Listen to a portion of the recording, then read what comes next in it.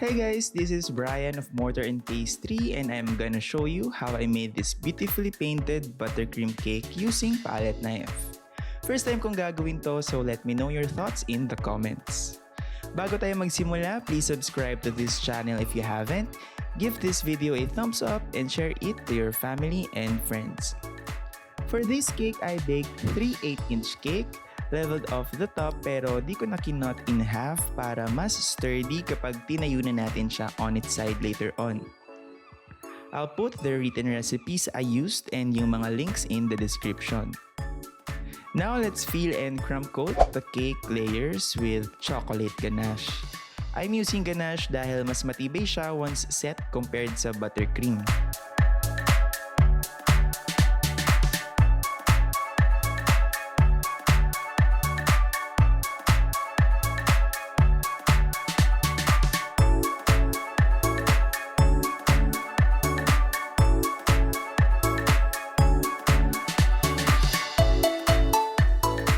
Meron akong malalaki at maliliit na straw dowels at ang gagamitin natin for this cake ay yung maliit. Insert natin yung straw dowel slanting on one side, then yung isa naman on the other side para we have like an X form of dowels sa loob ng cake. We're placing the straw dowels like this instead of just poking it straight in para hindi madaling mag-slide off yung cake kapag itinayo na natin ito on its side. Ang concept nito ay nakahalang yung straw para kung sakaling humiwalay man yung isang layer ng cake ay hindi siya mag-slide off. Pero dahil ganache naman yung ginamit nating filling, less likely na mangyayari ito. Then chill muna natin yung cake for a few minutes for the ganache to set. I'm adding ganache on the final cake board to act as glue kung saan itatayo natin yung cake on its side para mas may pagkakapitan siya. Once chilled na yung ating cake, pwede na nating i-cut yung isang side, keeping in mind the position of the straws na nilagay natin. Sa pag-cut ng cake, not too small that the cake may not have enough base at pwede pa siyang gumulong. And not too much din na halos nangalahati na yung cake natin. So sapat lang para magkaroon ng base support at makatayo ng hindi gumugulong. Then set the scrap aside for later snacking. Run a spatula around the base para mas madaling ma-release yung cake and transfer natin cut side down on its final cake board. Coat din natin yung back portion with chocolate ganache. Ngayon, pwede na nating i-coat yung buong cake with Swiss meringue buttercream.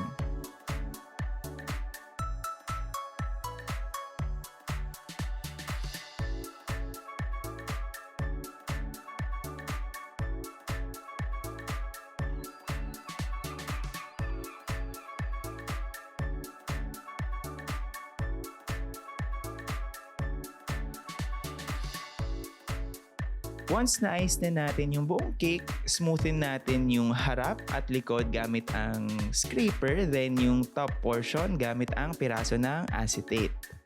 Okay lang kahit hindi perfect at sobrang kinis para lang may malinis tayong canvas mamaya.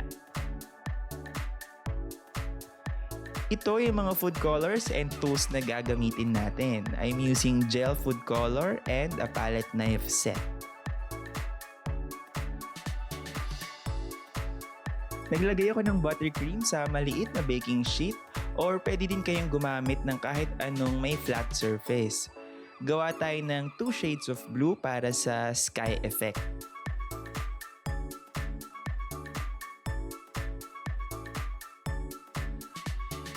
For this, gumamit ako ng royal blue gel food color. Medyo dark and dull siya kaya tinong down ko with some white food color.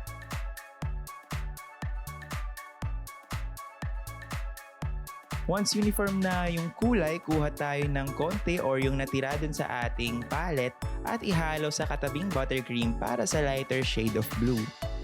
Haluin nating mabuti hanggang pumantay ang kulay. Yung last buttercream ay iiwan lang nating plain white para sa blending and highlights.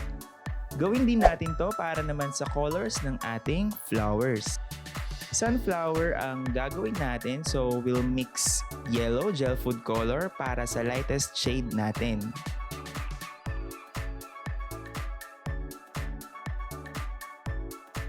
As we go into the center of the flower, magda-darker color tayo, so we'll mix sunset orange and some red to make it darker.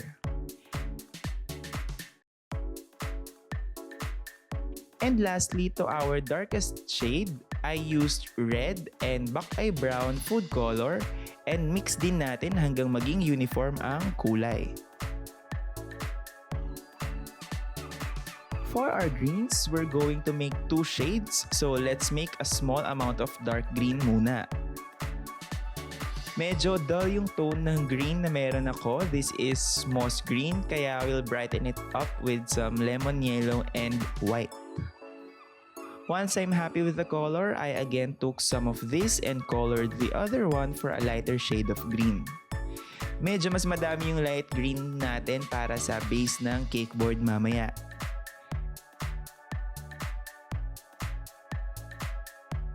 At ito na nga yung pinaka-exciting part at pinaka-favorite ko na part, pwede na tayong magkulay. To start, naglalagay ako ng mga dashes of dark blue randomly all around the top area, sa harap at sa likod ng cake. We're going from dark to light for easier blending of colors and mas maganda yung effect.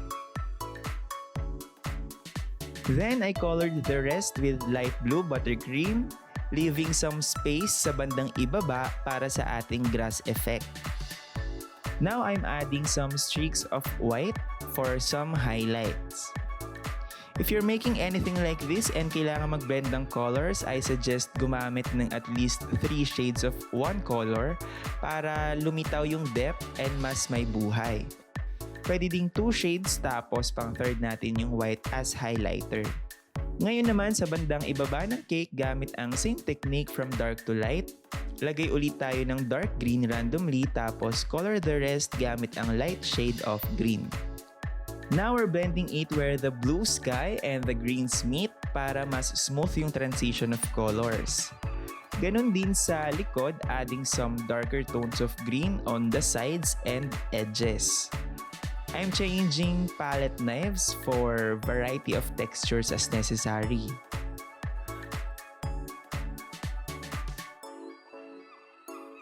Once I'm happy with my greens on the cake, I did the same thing on the cake board to extend our greenery and makapaglagay pa tayo ng flowers mamaya.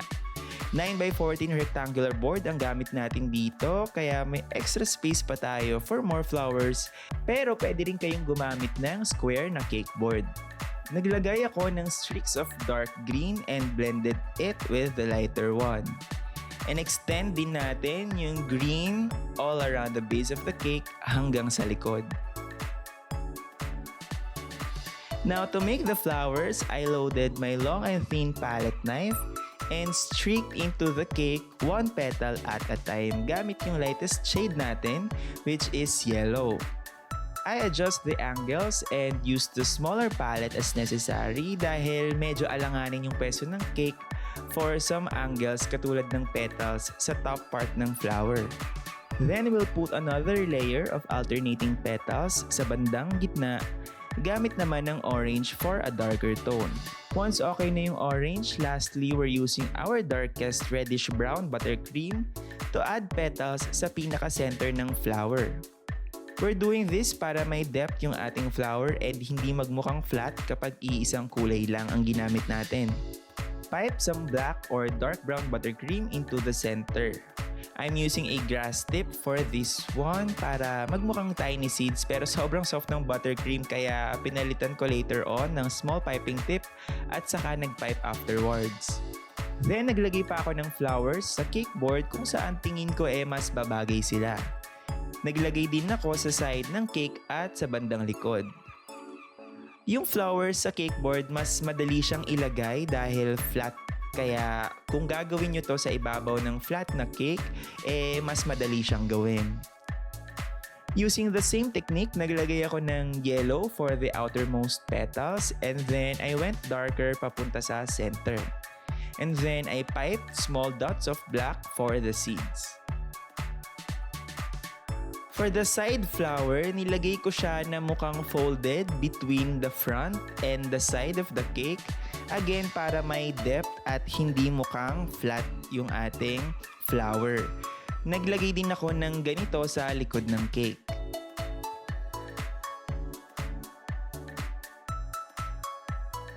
Lastly, I piped some stems for the flowers and to sort of like connect them together using green buttercream. And that's it, our side-down buttercream sunflower cake. Thank you so much for watching. Subscribe for more cake decorations, dessert recipes, and baking tips that will help you compound sweetness at home. See you on the next video.